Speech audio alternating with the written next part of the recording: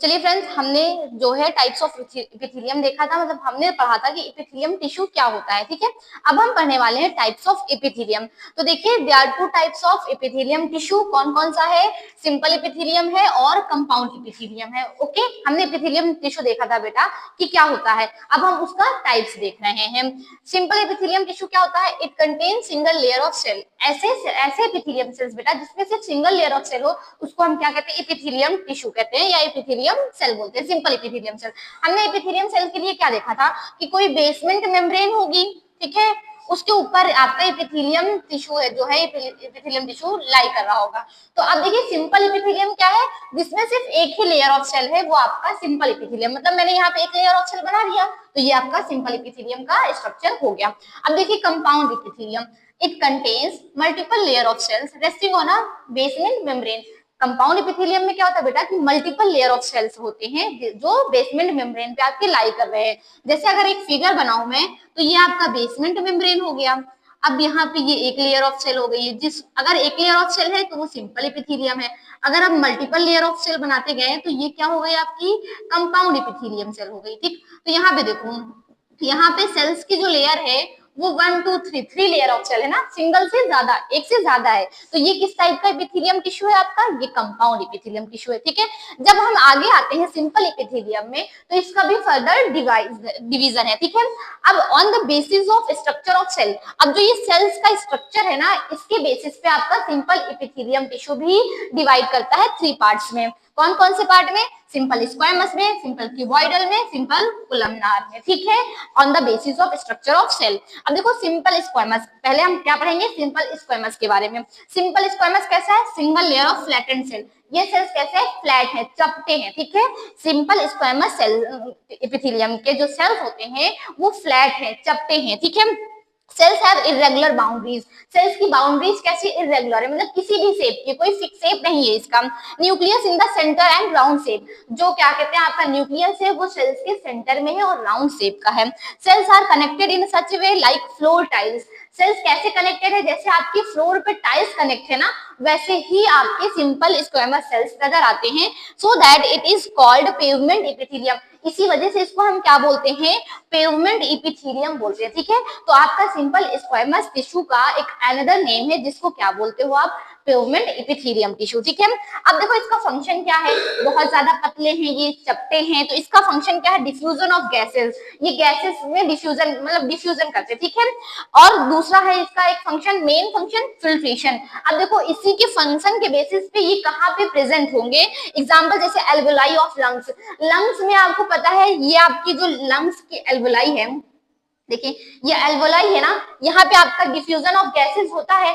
तो diffusion of gases होता है, तो इसमें कौन सी एपिथेलियम प्रेजेंट है? इसमें आपकी सिंपल स्क्वामस एपिथेलियम प्रेजेंट है।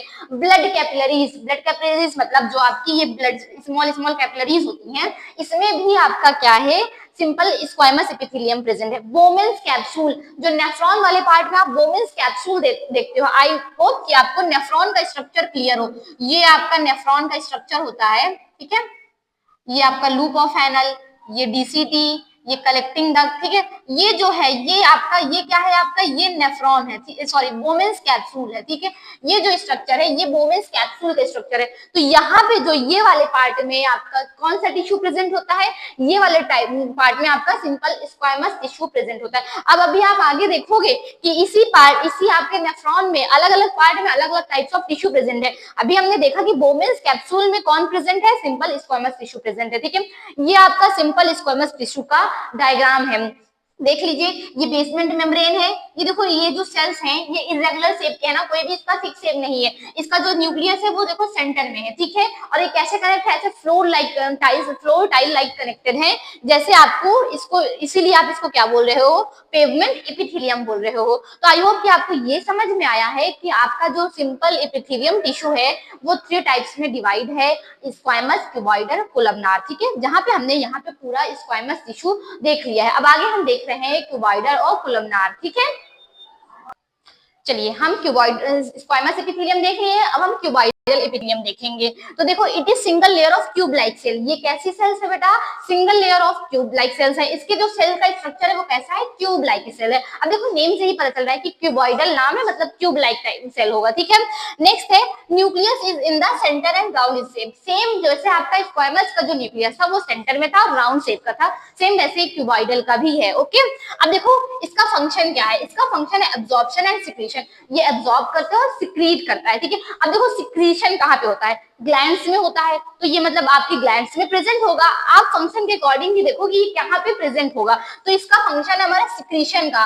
तो सिक्रीशन कहाँ पे कर रहा है? ये ग्लैंड्स में करता है। एग्जांपल है डक्ट ऑफ ग्लैंड्स, ओके। और ये ट्यूबुलर पार्ट ऑफ नेफ्रॉन, अभी अभी मैंने बोवेंस कैप्सूल बना दिखाया आपको नेफ्रॉन के अंदर, वहीं पे अब डीसीटी वाला पार्ट होता है। देखो ये हमने बोवेंस कैप्सूल बनाया था, ये है पीसीटी का पार्ट। कौन है? पीसीटी। ये है लूप ऑफ हैनल, इसके बाद ये है डीसीटी, ठीक है। तो डीसीटी में आपका ये डीसीटी है, ठीक है। यहाँ पे आपका क्यूबॉइडल एपिथेलियम प्रेजेंट है, ठीक है। ये लूप ऑफ हैनल है, ठीक है। ये पीसीटी है, प्रॉक्सिमल कन्वोल्यूटेड ट्यूब्यूल। ये आपका बोवेंस कैप्सूल है जहां आपका सिंपल स्क्वामस प्रेजेंट है, ठीक है। ये बोवेंस कैप्सूल है। आई होप कि आपको नेफ्रॉन का डायग्राम याद होगा और यहाँ से क्लियर हो गया होगा कि बोवेंस कैप्सूल में आपका सिंपल स्क्वामस प्रेजेंट है और डीसीटी में आपका सिंपल क्यूबॉइडल एपिथेलियम प्रेजेंट। देखो एपिथेलियम तो आपका सिंपल वाला ही है, लेकिन on the basis of structure यहाँ पे आपका चेंज है, ठीक है।